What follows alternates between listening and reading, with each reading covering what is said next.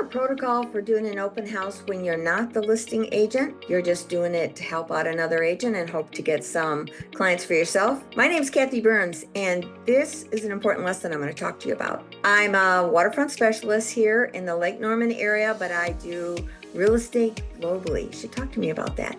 Anyway, if you like this kind of talk, please subscribe below and let's get at it. So I was talking to a realtor friend of mine the other day. She says, I'm not happy with a realtor that you suggested that did my open house for me. I said, why? What happened? She goes, well, even though it's illegal to listen in and record people coming into your house, she said my sellers did it, and so they gave me feedback. I go, well, that's another whole subject. I said, well, what was the problem? And she said, the agent you recommended, obviously not the listing agent. This was another agent in the same company that came over and did this open house. She sat there. She didn't really work it that hard. She just let people come in. Well, that's on her because she's not doing a good job for herself for the business of it. It's okay if you just let people walk around, but if this is your business, you really should be on top of this, how you can be helpful to the people, how you're capturing the names for the listing agent so that she knows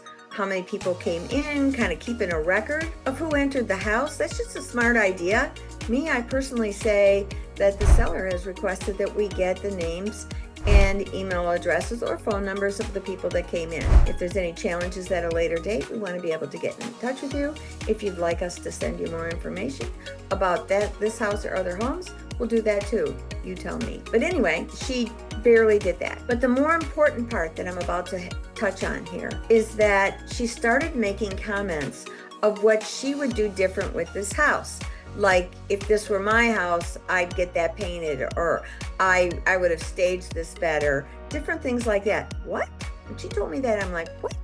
And this isn't drama talking. No, this is about protocol of who she represented, right? Who did she represent? She represented the seller on behalf of that listing agent. So it was as if it was her own listing. So are you going to beat up the house to prospective buyers that are not your clients? No. Even if they might have said, we'd like you to be our agent. And if they did that, you got to go through that whole process of the buyer presentation, explaining your commission and all that, which is not usually done at an open house unless there's all kinds of activity.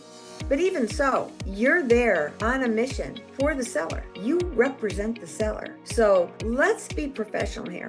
So I'm going to have a talk with that agent and kind of set her straight. Now, she's a newer agent and maybe she didn't realize that. So we'll have that kind of talk first. I'm not going to beat her up right off the bat.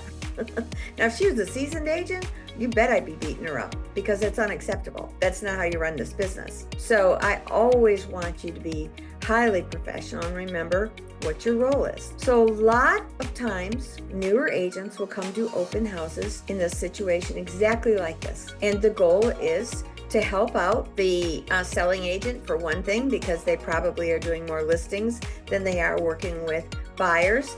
And for newer agents, this is a great way for them to be in front of other clients, start to learn the ropes, and also potentially get clients, right? So I guess the message of this, I was disappointed when she told me that, really disappointed.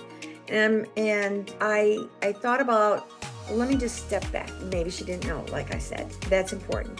And it's, you can't just jump on somebody. So my point is, how are you going to do your open houses if you're in that position? Be professional. Have your sign-up sheet. Greet them. Give them some space, but ask them questions.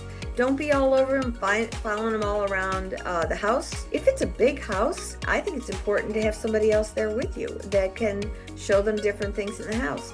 A lot of times, lenders like to come to open houses. Maybe they partner with you so that you can have something as like water or whatever when they walk in. I think it's a good idea to do that anyway at an open house. Something that doesn't create a mess in the house. Small baby bottles of water, things like that. But your job is, you're helping to market this house. It's not just sit there in a chair and just watch people come in. That doesn't work. First of all, it's completely unsuccessful for you. You're wasting your time.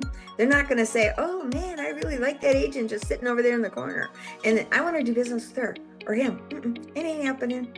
So what are you going to do different? You're going to be the professional. What are your thoughts about this? Have you had agents disappoint you? Well, I really don't want negative stories in the feed. Let's talk about how you would handle that situation if an agent did that with you. Are you going to be calm, but are you going to be clear? Are you going to have that call? Are you going to lay that out before they do your open house?